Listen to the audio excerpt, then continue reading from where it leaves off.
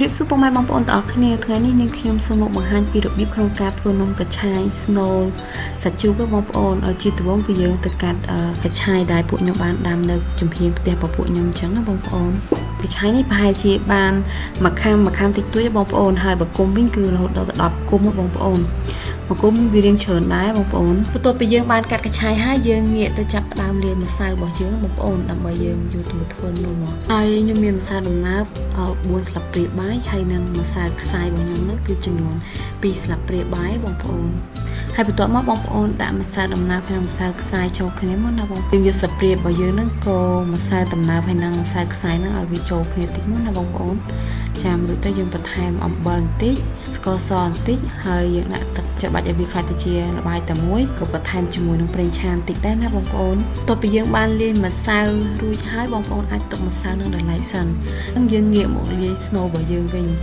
គឺ Snow កញ្ឆាយសាច់ជ្រូកបងប្អូនយើងត្រូវមានសាច់ជ្រូកជាច្រើនចំនួន1ខាំកន្លះហើយស្លឹកគូឆាយហ្នឹងយើងខានជាតូចហ្នឹងចំនួន1ខាំហើយយើងដាក់អំបិលដាក់ស្ករសយើងដាក់ប្រេងឆារឹក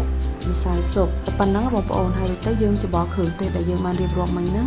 ឲ្យចូលគ្នាទាំងអស់ទៅបងប្អូនច្បល់ឲ្យសព្វល្អបន្ទាប់ពីច្បល់បានសព្វល្អហើយយើងងាកមកចាប់ផ្ដើមធ្វើនំគូឆាយរបស់យើងយកម្សៅយើងបានលាយមុននឹងយើងធ្វើ Snow ហ្នឹងយើងចាប់វាម្ដុំមកហើយយើងលុញវារៀងរង្វង់ហើយចាំយើងដំវាតប៉ែតចាំយើងដាក់ Snow យើងនៅចំកណ្ដាលរបស់វាហើយចាំយើងទាញឲ្យសាច់នំខាងហ្នឹងគ្រប់ពីលើ Snow របស់យើងហ្នឹងមកតែប៉ុណ្្នឹងឯងបងប្អូន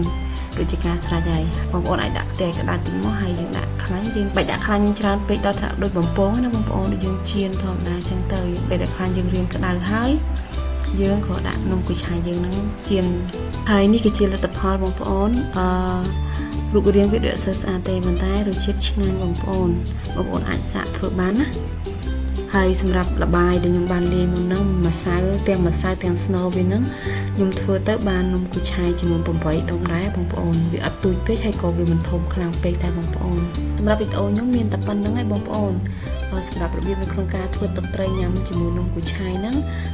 សូមបងប្អូនរងចាំទស្សនានៅវីដេអូបន្ទាប់ទៀតណាបងប្អូនខ្ញុំនឹងធ្វើវីដេអូ